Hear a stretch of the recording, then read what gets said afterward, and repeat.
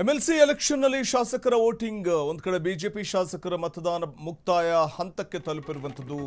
ಜನಾರ್ದನ್ ರೆಡ್ಡಿ ಸೇರಿ ಒಟ್ಟು 61 ಮಂದಿ ಬಿಜೆಪಿ ಶಾಸಕರು ವೋಟಿಂಗ್ ಮಾಡಿದ್ದಾರೆ.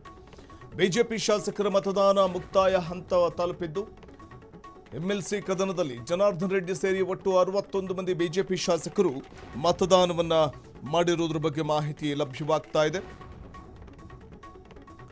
ಬಿಜೆಪಿಯ 66 ಶಾಸಕರ ಪೈಕಿ 61 ಮಂದಿ ಈಗಾಗಲೇ ಮತದಾನವನ್ನ ಮಾಡಿದ್ದಾರೆ. ಜನಾರ್ದನ್ ರೆಡ್ಡಿ ಸೇರಿದಂತೆ ಒಟ್ಟು 61 ಮಂದಿ ಬಿಜೆಪಿ ಶಾಸಕರು ಮತದಾನವನ್ನ ಮಾಡಿರುವಂಥದ್ದು. ಇನ್ನು 5 ಬಿಜೆಪಿ ಶಾಸಕರು ಮತದಾನ ಪ್ರಕ್ರಿಯೆಯಲ್ಲಿ ಭಾಗಿಯಾಗಬೇಕಾಗಿದೆ.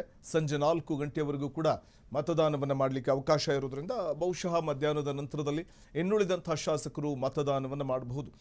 ರೆಸಾರ್ಟ್ನಿಂದ ವಿಧಾನಸೌಧಕ್ಕೆ ಕಾಂಗ್ರೆಸ್ ಶಾಸಕರು ಆಗಮಿಸಿದ್ದಾರೆ. ಬಿಡದಿ ರೆಸಾರ್ಟ್ನಿಂದ ಶಕ್ತಿ ಸೌಧಕ್ಕೆ ಬಂದಿದ್ದಾರೆ ಕಾಂಗ್ರೆಸ್ ಎಂಎಲ್ಎಗಳು.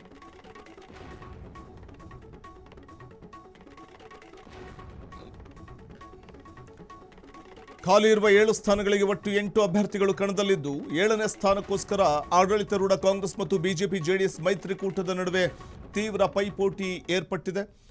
ಒಬ್ಬ ಅಭ್ಯರ್ಥಿಯ ಗೆಲುವಿಗೆ ಕನಿಷ್ಠ 28 ಶಾಸಕರ ಮೊದಲ ಪ್ರಾಶಸ್ತ್ಯದ ಮತಗಳು ಅಗತ್ಯವಾಗಿದೆ.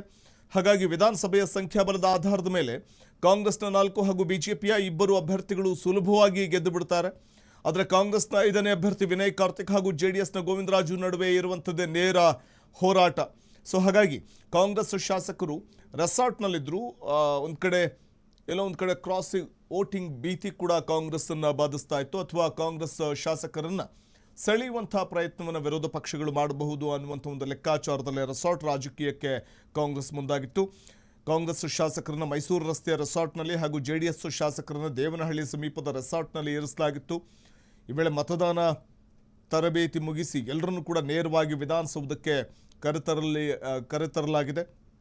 ಈಗಾಗಲೇ ವೋಟಿಂಗ್ ಕೂಡ ನಡೀತಾ ಇರುವಂಥದ್ದು ಕಾಣಬಹುದಾಗಿದೆ.